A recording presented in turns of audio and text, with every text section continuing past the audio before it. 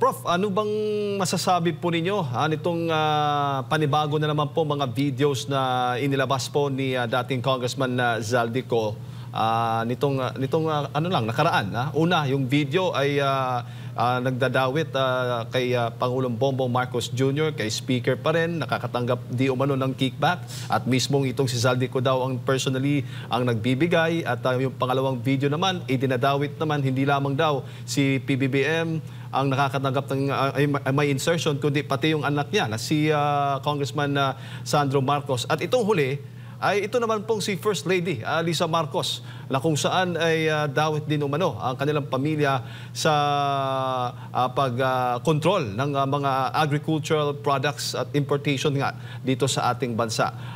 Sa tingin po ninyo ay kapani-paniwala itong mga kanyang mga ibinunyag, Prof?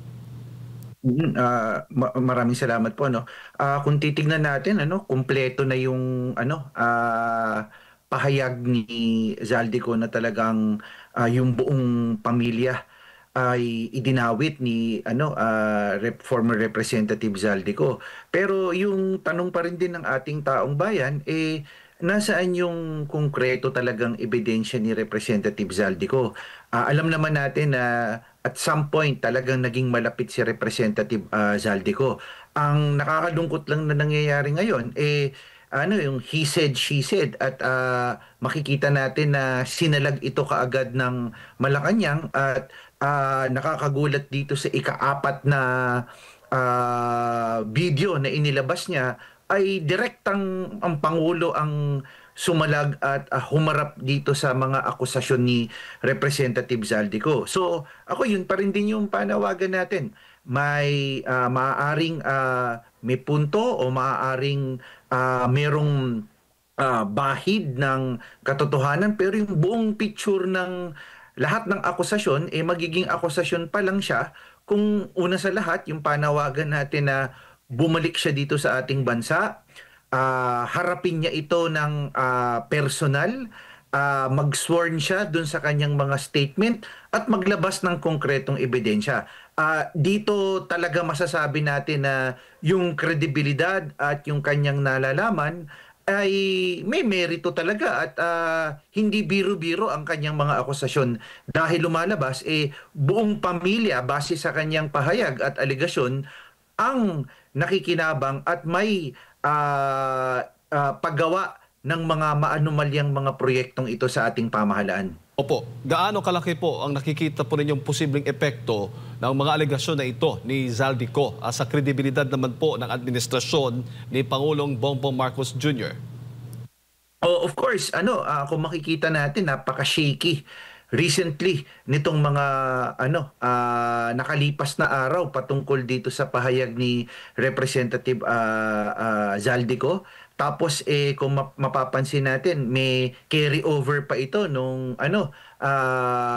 last week na pahayag din ni Senator Amy. So nagsusunod-sunod at nakakaapekto pa rin din ito, bagamat ngayon napansin natin na medyo ang Pangulo ang direktang sumasagot sa mga alegasyon, pero ang mga mamamayang Pilipino ay nag-iisip din at ano nga ba ang katotohanan pagdating dito?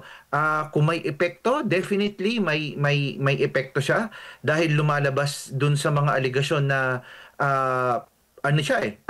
buong pamilya. At yun nga yung mahirap dito, Sir Franco, ang hirap sapagkat yung court of public perception o yung public opinion, ito ngayon ang mahirap na tingin ko salagin o depensahan ng administrasyong ito kasi wala pa rin ding konkreto talagang mga napapanagot. Pangalawa pa, yun nga ang hirap ma-discern na kung sino yung nagsasabi ng totoo. Ito bang lahat ng ito ay may patutunguhan?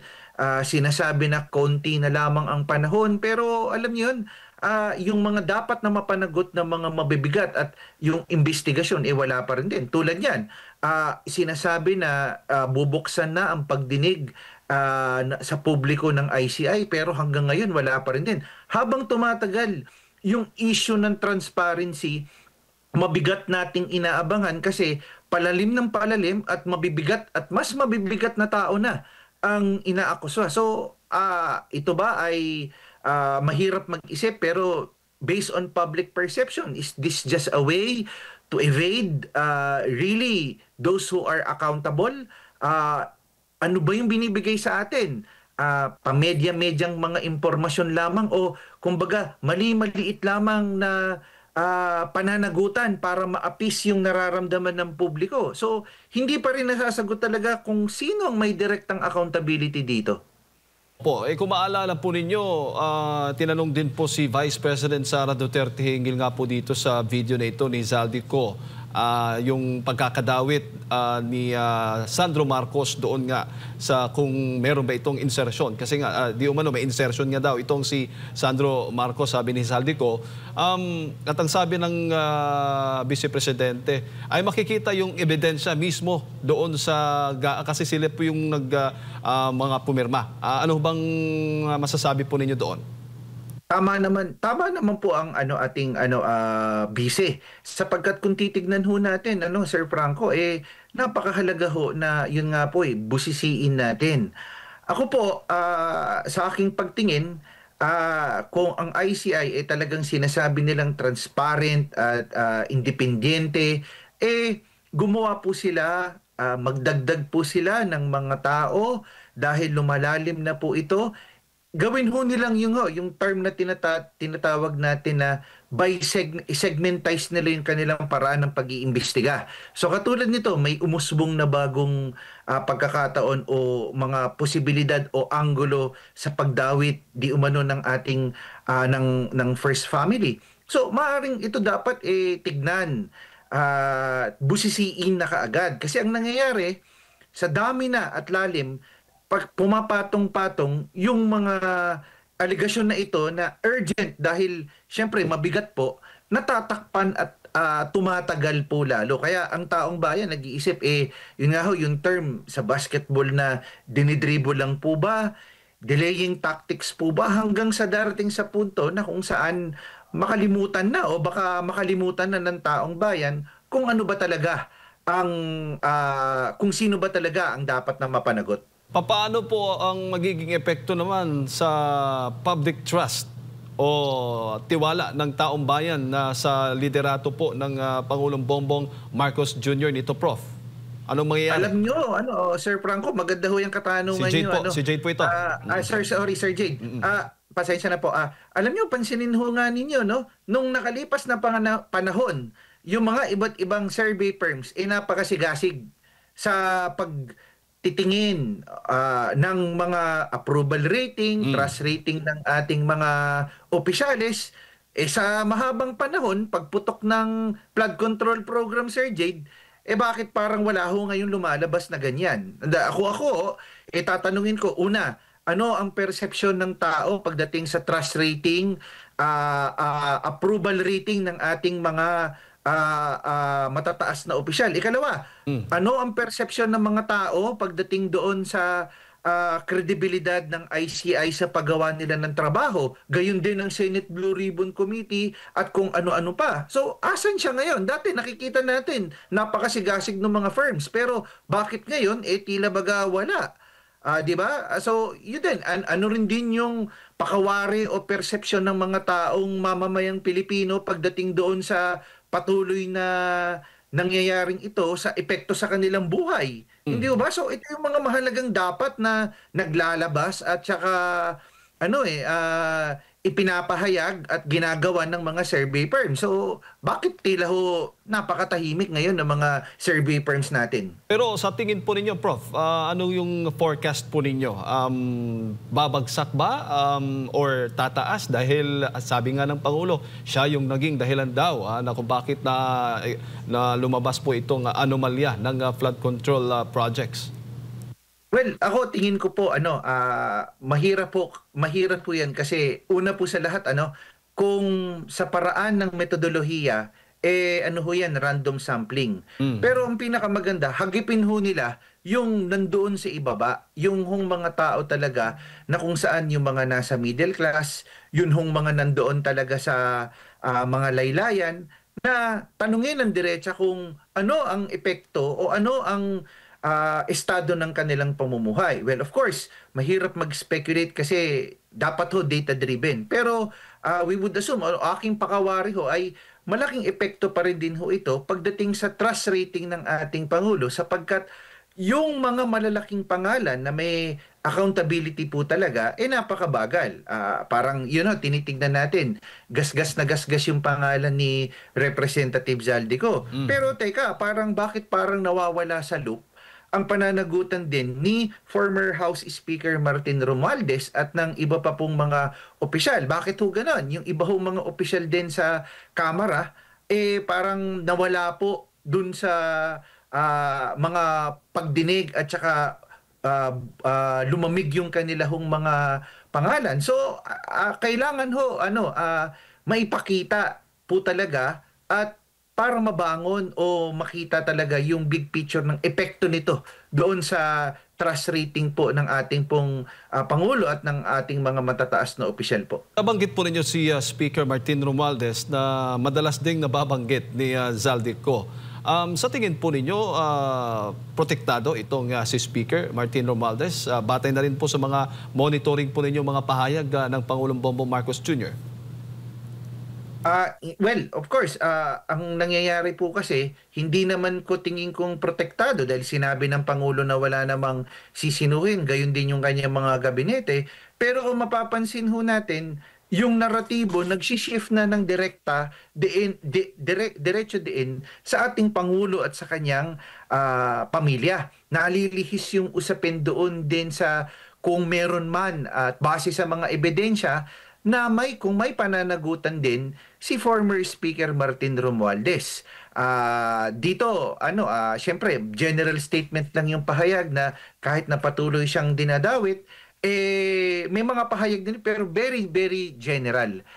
Secondly, kailan, bagamat pinatawag siya, kailangan busisiin ano yung pananagutan niya doon sa 2025 GAA. Paano yung proseso talaga ng pag-approve? Ako, simpleng-simple nga, balikan ho natin yung mga pahayag dati ni Representative Toby Chanco. Alin, ipinpoint mo kung nasaan yung mga malalaki na mayroong amendment o di umano insertion, tapos i-identify mo kung kani-kaninong distrito yan. Very simple, tsaka mo sila ipatawag at tsaka mo imbestigahan. Ganun lang kasimple. Kahit na po kasi yung document, ililid ka na po niyan eh. Unless otherwise nga po na iba yung proseso, iba yung direksyon na kanilang tinatahak. At hanggang ngayon, nasa ng transparency dito sa ICI. Kasi kung ako tatanungin, very simple lang. Eto gaan ng 2025, identify mo yung may pinakamalalaking distrito ng mga pinakamalalaking project. Doon mo makikita. Magandang pwedeng tignan yan yung katulad doon ng ginawa ni Senador Ping Lacson na in-identify niya yung doon sa mga may distrito o mga lugar na may matataas na ayuda. So po pwede mong pagdating dito, mapinpoint mo na ano yung mga distrito na may pinakamalalaking project. Ikalawa, yung mga inilabas ni Representative Zaldico, pwede mo siyang gawing basihan para check o tignan yung mga proyektong may pinakamalalaki. Pero ano ba yung dapat nating tignan dito? Baka magulat tayo na pag binuksan natin itong ganitong klaseng usapin, mas malalim sapagkat mas maraming bubusisiin at mas marami pong involved. Opo. Kapani-paniwala din ba or reasonable din yung mga sinasabing sagot ng Pangulo at ng iba pang mga inaakusahan o nadadawit nga dito sa nababanggit ni Zaldico sa kanyang video na involved di umano sa korupsyon na sinasabi nila masama yan si Zaldico at marami pang mga masasamang mga salita laban po sa kay Zaldico, Prof. Or mas magandang ang kanilang ipapahayag o ipapalabas o magiging sagot ay talagang based on the evidences, yung mga data, yung mga dokumento na magpapatunay na wala talaga silang kinalaman dito sa korupsyon. Tama po kayo dyan, Sir Jade. Imbis na magbatuhan ng akusaha, magbatuhan ng putik, maglabasan na lang at magbatuhan ng ebidensya. Ebidensya laban sa ebidensya. Yan ang pinakamaganda. Kasi alam niyo, habang tumatagal, lalong pahirap ng pahirap yung kalagayan ng ating bansa, yung estabilidad ng politika, damay-damay pati sa estabilidad ng ekonomiya at higit sa lahat yung epekto nito sa atin pong mga kababayan. Sa tingin po ninyo, hindi nagiging epektibo yung communication strategy o epektibo ba yung communication strategy ng Malacanang hinggil nga sa pagtugon sa isyung ito? Tingin ko may problema din ho sa handling in terms of the communication strategy. Kasi ang nangyayari po kapag may problema, sisi. Isisisi sa kabilang kampo, isisisi sa mga Duterte, isisisi sa kung sino pa man. Kaya lalong na tumataas yung level of distrust ng ating mga kababayan. Kasi pag merong halimbawang pahayag, ibabalik ka agad na, tignan na natin kung sino kaya yung merong magbibigay silang pronounce. Tignan na natin kung sino kaya yung may interest. Sino kaya yung merong, hindi ho ba, hindi ho nakakatulong tingin ko yung ganitong klasing approach o yung tinatawag ho nating demeanor na, of course, yung sarcasm po na tinatawag. Hindi natin ito kailangan na at this juncture kasi ang lalo lang nakaka-contribute ho talaga siya sa inis at damdaming negatibo ng ating hong taong bayan kasi too much sarcasm po at yung sarcasm hindi siya sarcasm for anything else pero sarcasm na pagtuturo dun sa iba at parang ang dating wala rin ding accountability ng ang administrasyon. So yun ho yung nakakalungkot din po dito. I think it's really a communication issue, how the failure to be able to communicate and the failure to be able to, appease the public. Yung laging klarong-klaro na good cop, bad cop yung datingan. Tingin ko hindi na po siya uubra ngayon kasi you need decisiveness. You need concrete leadership. You need accountability that, hey, it's on me, pananagutin natin yan. I'll be on top of the situation. Yun tingin ko yung hinahanap versus anong unang gagawin. Sasalagin muna ng kanilang spokesperson tapos yung dating o yung demeanor very sarcastic and otherwise. So, yun po, Bago ko lang ipasa kay Partner Admar, ano ba yung pinakamahalagang hakbang na dapat gawin po ng Pangulo at ng kanyang pamilya upang parang mabawi yung public trust nga ay kung ito ay naapektuhan man, Prof, at makakasurvive ba ang Pangulo at ang pamilya nito sa gitna ng mga akusasyon na laban po sa kanila? Ako tingin ko po maglabas po ng mabigat at matibay po na ebidensya. Gawin lang po kung ano yung tama at trabaho lamang po sa pagkakataong pagtrabahuhang mabuti para mapabuti yung pamumuhay at buhay ng atin pong mga kababayan. At higit sa lahat, mapanagot ng mabuti. Panagutin at yung inaantay ho ng taong bayan, yun, kung totoo ba talaga na walang sisinuhin, walang kahit na sinong mataas, kamag-anak, dito po susukatin ang ating Pangulo at ang kanyang liderato kung magpapatotoo po ito na regardless ho kung sino ang tatamaan nitong investigasyon na to, talagang meron pong mapapanagot. Mahirap pong paasahin ang ating taong bayan kasi tingin ko nasa point na po na talagang medyo sukdulan na yung nararamdaman po ng ating taong bayan. Lalo na ho ngayon, papalapit ang Kapaskuhan at papatapos na po ang taon pero yung inaantay nangyari ito as early as September pero parang ang bagal ng usad, ang bagal ng mga bagay-bagay patungkol dito. At hanggang ngayon yung usapin pa rin din po sa transparency talagang walang-wala po. Prof, magandang umaga, si Admar po ito. Naririnig natin sa mga depensa mula sa mga kritiko dito sa side po ng gobyerno, pag meron pong mga halimbawa, kagaya po dito sa mga inilahad ni Congressman Zaldico, meron silang mga depensa ng gobyerno at iba pa na pagpuna sa pamamalakad ng gobyerno, yung mga kataga, lagi natin itong naririnig, fake news at destabilisasyon. Nakikita nyo po ba na ito yung kanilang pinapalutang na mga issue, panakip, at hindi ba ito mapapansin ng taong bayan? Kumbaga parang magiging katanggap-tanggap ba ito palagi? Kasi lagi nating naririnig ito pag mayroong mga akusasyon, fake news, AI, dapat tayong mag-ingat sa fake news, parte yan ng destabilisasyon, tapos nandun yung kaakibat ng banta ng kaso. Sa side ni Congressman Zaldico, maliban sa detalyado, kumbaga parang mas marami siyang details yung mga senaryo, yung mga ganap no, sa mga aligasyon niya, inilalahad niya. Tapos meron pa siyang pinapakita mga numero, meron pa siyang mga pinapakitang mga larawan. Pero dito sa side ng depensa, fake news, destabilisasyon yan, wag paniwalaan, pauwiin yan dito. Hindi tumbok yung yung kanyang pagtugon dito po sa naging akusasyon, Prof. So, yun nga po, tama po kayo dyan. Laging ang naratibo is fake news at saka destabilisasyon. Ngayon, tandaan din natin na maging critical tayo. At some point, naging malapit at naging kaalyado nila si Zaldico.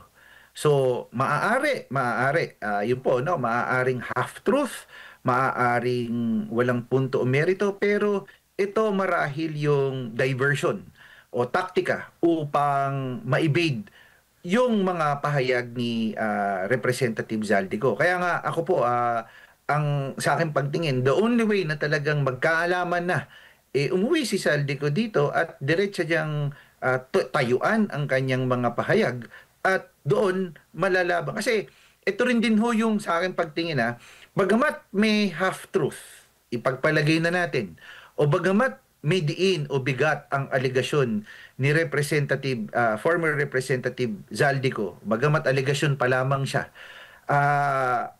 ang pinaka-questionable pa rin din, yung kanyang kredibilidad pa rin din. May credibility issue pa rin din kasi si Representative Zaldico, na kung titignan natin, ito yung taktika pa rin din, dahil credibility-wise, may issue din si Zaldico So, yung perception pa rin din ng mga mamamayang Pilipino, bakit ka umalis? Bakit ngayon ka lang nagpahayag ng ganyan? Noong mga panahon na ikaw napapakinabangan o gamit na gamit, tumigil ka o tumahimik ka. O di kung totoo yan, itong mga akusasyon sa ito, magpapahayag ka ng ganyan, una, hindi sa video, pumunta ka dito sa Pilipinas, and so on, basically, bumalik ka dito sa Pilipinas, harapin mo, that's the only way to redeem his credibility. Kasi at the end of the day, kaya may opening doon sa sa pahayag palagi ni Representative Zaldico is the issue of his credibility as well. Kaya yung atake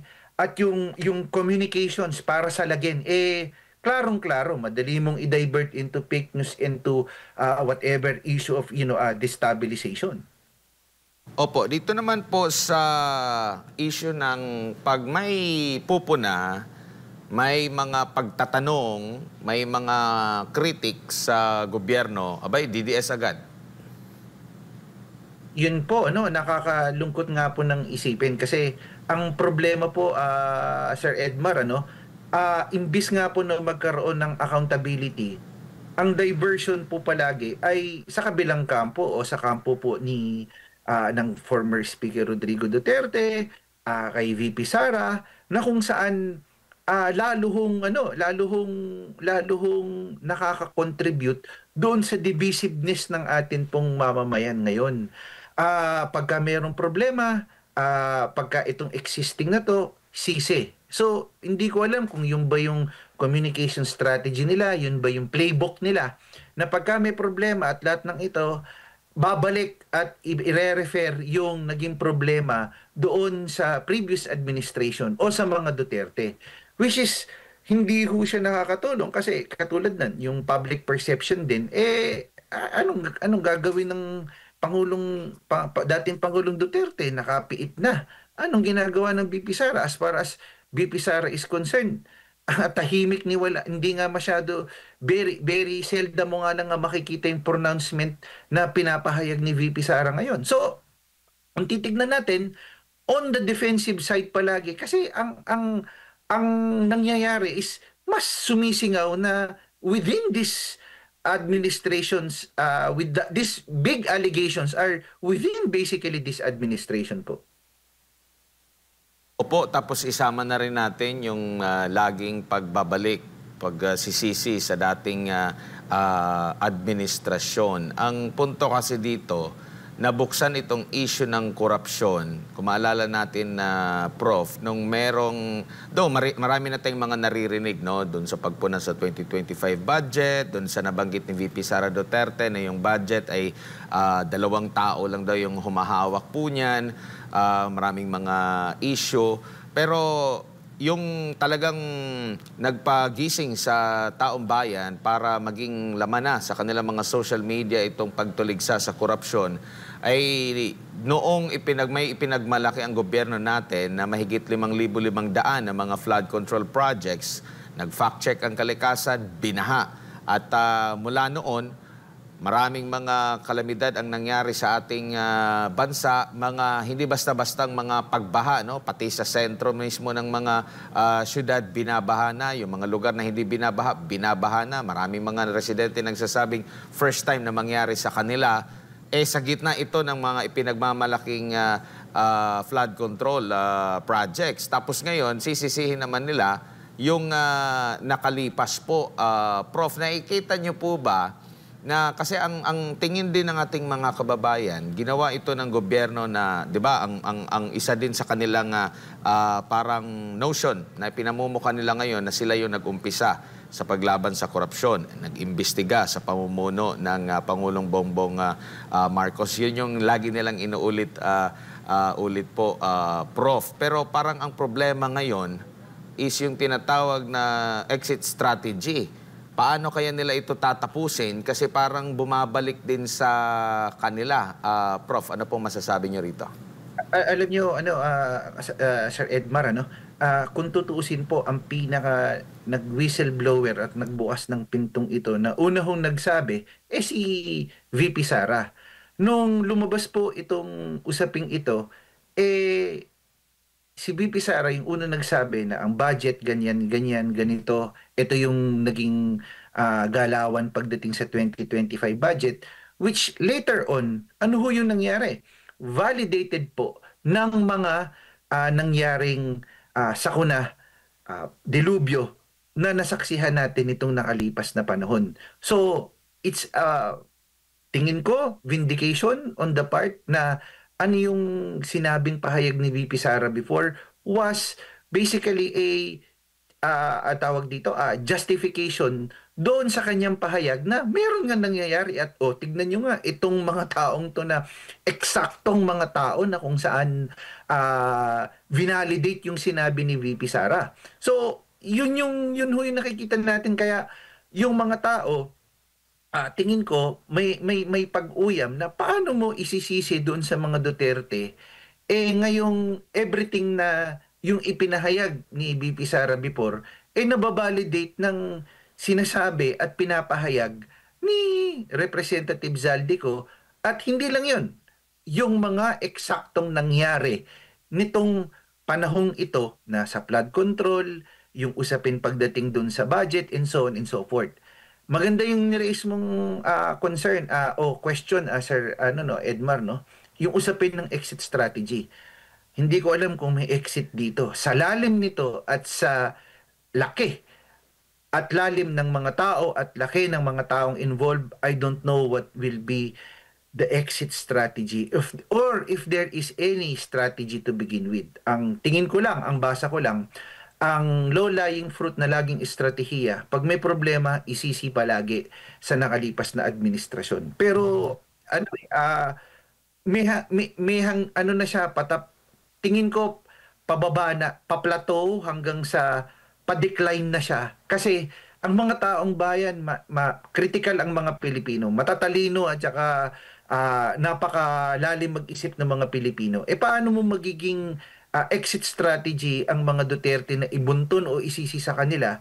Lahat ng nangyayaring ito, iba yung nagiging source na ng information at base na sa mga investigasyon ng kung anong meron ngayon, ito na yung lumalabas. Ang pinakamalaking hamon dito, pinakakawawa yung taong bayan po. Opo. Prof, may iba pa nga nagsasabi na ito nga daw si Zaldico nagagamit o ginagamit daw ng mga Duterte, ng mga DDS, itong si VP Sara Duterte, may kinalaman daw sa paglabas sa kanya. Naniniwala ba kayo sa mga ganung mga naratibo?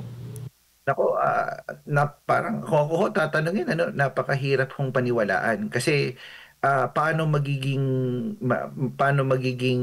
kaalyado ng mga Duterte si Zaldico? Kung matatandaan ho natin, number one ho siyang kritiko ng mga Duterte, lalo na ni BP Sara. Ako, tingin ko ho, basa ko lang po, no, survival mode ito sa parte ni Zaldico. Sapagkat, yun nga po, naghahanap sila ng po pwedeng sisihin. Yun nga po, yung poster boy, ika nga. At naramdaman niya ho yun, so talagang inilabas niya na ho yung kanyang nalalaman. Tingin ko yung basihan o ang motivation dito ni Zaldico is to basically to survive. Otherwise, siya ho ang sasagap lahat ng problema pong ito. At siya ho ang sasalo lahat ng ito base dun sa kung papaano fine-frame yung takbo ng mga bagay-bagay. Siya yung technically, siya yung magiging scapegoat o sacrificial lamb ho nito. Huli na lang, so dapat hindi ito walang bahala yung mga aligasyon ni dating Congressman Zaldico sa tingin po ninyo? Tama po, at higit sa lahat, pati siya mapanagot din. So hindi naman ho porket siya nagsiwalat, siya wala na rin ding pananagutan. May accountability ka rin kasi ikaw yung chairman ng komite. Di kung wala kang, kung ayaw mo yan, di right there and then bumitiw ka. Pero hindi, pinayagan mo. You allowed it. And hindi mo rin din, kasi tingin ko po, hindi mo pwedeng sabihin palagi na napag-utusan lamang po ako, sumusunod lamang po ako. Tingin ko po laging there's always a choice to do or not to do, and to choose good and to choose the betterment of the Filipino people. But of course, power and whatever his reasons may be, it became, it got the best of him. So, yun lamang po. Prof, daghang salamat. Maraming salamat po sa inyong pong oras at sa pagbibigay ng impormasyon. Sa ulitin po, mabuhay po kayo.